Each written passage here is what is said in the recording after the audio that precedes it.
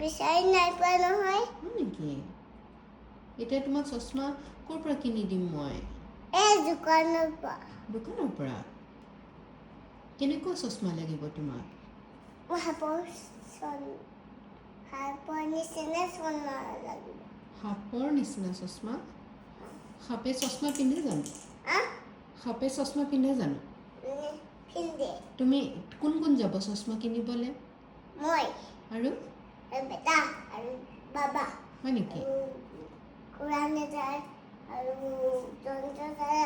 যায় মোক নিনিয়া নিবা